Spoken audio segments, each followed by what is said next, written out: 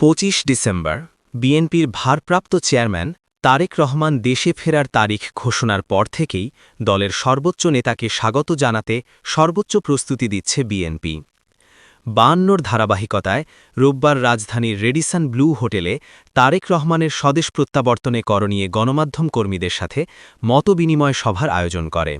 এ সময় বিএনপি স্থায়ী কমিটির সদস্য সালাউদ্দিন আহমেদ বলেন, সরকার মবক্রেসি লালন করায় বহির্বিশ্বে দেশের ভাবমূর্তি ক্ষুণ্ণ হচ্ছে। বাংলাদেশের খ্যাতনামা পত্রিকা অফিসে প্রথম আলো, ডেইলি স্টার যেভাবে জ্বালিয়ে দেওয়া হয়েছে, পুড়িয়ে দেওয়া হয়েছে, আইন শৃঙ্খলা বাহিনীকে বলার পরেও শুনেছে ১২ ঘন্টা পরে তারা রেসপন্ড করেছে, সেটা কেন?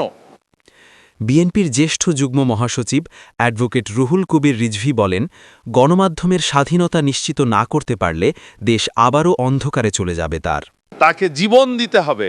এই রকম এই পরিবেশের জন্য তো এতদিনের এত রক্ত, এত শহীদ, এত যে জীবন চলে গেছে পৃথিবী থেকে, এর জন্য তো সত্যিকার গণতান্ত্রিক সমাজ, প্রকৃত গণতান্ত্রিক সমাজ, প্রত্যেকেরই কথা বলার অধিকার থাকবে, প্রত্যেকেই তার মত প্রকাশ করার অধিকার থাকবে।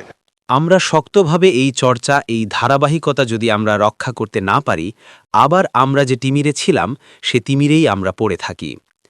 মতবিনিময় সভায় যোগ দেন বিভিন্ন গণমাধ্যমের কর্মীরা। এই সময় বিএনপি সরকারে এলে গণমাধ্যমে হস্তক্ষেপ করবে না বলে প্রত্যাশা ব্যক্ত করেন সাংবাদিকরা। উগ্র সহিংসতা এখন সমস্ত কিছুকে অন্ধকারাচ্ছন্ন করে তুলেছে।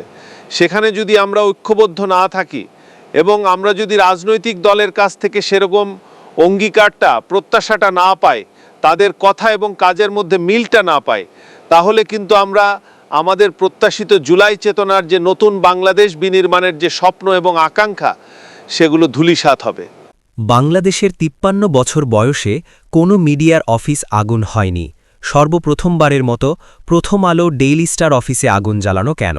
News desk, Feni voice 24।